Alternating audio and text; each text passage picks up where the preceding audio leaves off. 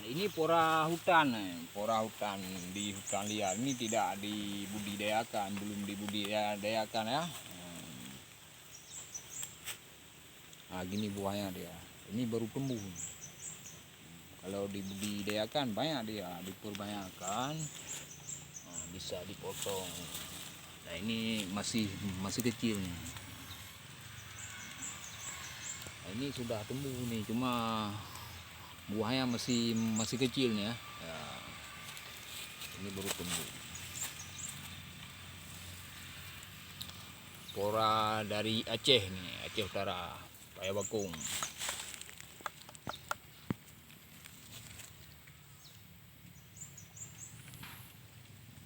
Tidak tuan dia.